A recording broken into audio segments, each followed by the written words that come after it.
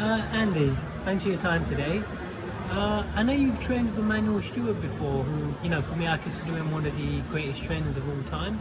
Can you tell me about your experience, the experience you gained under him? With Emmanuel, it was more than a boxing and training relationship. We were probably closer as friends and him as a father figure. So the impact and influence he had on me it's hard to quantify in terms of affects every aspect of my life, not just my boxing, in terms of how I cook and how I clean clothes and laundry and how I conduct myself. I learned a lot from Emmanuel. He was a very generous man and class act. And inside the gym and in the ring, he was a genius. He was the best in the world, probably the best there ever is and there ever will be. So there'll never be another one like him. But I learned a lot from him, and I tried to, whatever I do, try to teach it and instill it in my fighters. Yeah, he used to cook for a lot of these fighters, I believe. Yeah, he cooked for a lot of his fighters. I cook for Joseph just because he can cook. So it's an important part. It's no point in having a Ferrari if you're putting diesel in the engine. You have to make sure that the fuel that they're strong, and if it's not heavyweights, that if they have the right food when they're trying to make weight as well. So that's a big part of it. I know you do commentary, and there's something which I want you to explain. I think sometimes commentators are very harsh on fighters. So, what's a good example? Let's just say Roy Jones Jr. in his prime. A lot of the guys that he boxed, like Richard Hall, David Telesco, for me, when I watch the fight, it's a one-sided fight. There's nothing much you can do about it. There's no disrespect to the fighter. I think sometimes commentators are very harsh on all the sport as a whole. If a fighter loses, as soon as you take a loss, he needs to retire. Imagine if Fury, I was at the rematch. Imagine if he retired after that first fight to McDermott. So the question I'm trying to ask, do you think a lot of people actually understand boxing? I think they're harsh, it's unrealistic, that's the word I'm trying to say. Yeah, it's something that needs to change in boxing in terms of one loss or two losses and you're done, Yeah. And you have to understand what the guys are going through. And there's always a story behind every performance. If someone, whatever, how you prepare and what's going on, not just in the gym but in your life in general, will affect how you perform.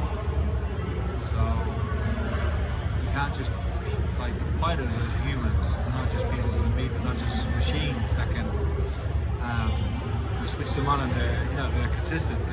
Everything affects the performance in terms of your emotional state, your mental state, and also your physical state. So you just have to take those things into consideration when you commentate.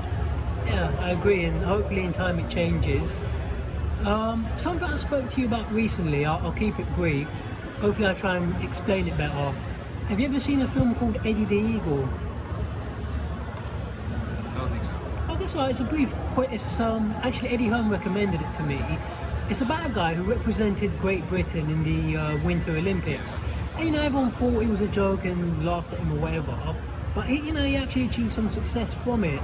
And what I'm going to try and do, I've had to sort of put my holiday on hold because I don't know what's happening with COVID. But I'm from a country called Eritrea in East Africa. I'll keep it short as I can. I'm not saying I'm going to win, I'm not saying I'm going to get anywhere, but nobody's ever represented Eritrea in boxing. Now I thought, I'm not saying go to the Olympics, but I'm going to talk to them, represent them, and if I can just get to some of the qualifiers, and on paper most likely I'm going to lose, but if I can just lose honourably, but show I got heart, I might inspire the world. What kind of advice do you have regarding that? I know it's a different, strange sort of question. Yeah. Good luck with it. Fair play to you for attempting it. Yeah, listen, if you don't believe in yourself, nobody else will. So you have to believe in yourself and work extremely hard. There's no secret to success, it's all hard work. Yeah. So, good luck. Okay, and last question I'll ask you if it's okay. Obviously I'm not really that important, so let's talk about Parker Chisora. Look, I think it's a toss-up. Usually, I'm very straightforward. I don't mind giving predictions. I told Zelf about it today. I thought he lost the Martinez fight, and he definitely got a bit annoyed. I'll be honest, it's a hard fight for me to pick. Tell me about the Parker Chisora fight and what you think is going to happen. I think Joseph will win, hopefully by knockout. I think he'll win.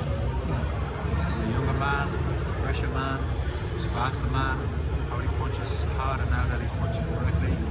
So Less wear and tear. Chisora is a handful, big man, a lot of pressure. I think Joe's got the tools to deal with that, and hopefully he will, and he will win. Cool. I look forward to the fight, Andy, and thanks a lot for your time. No problem.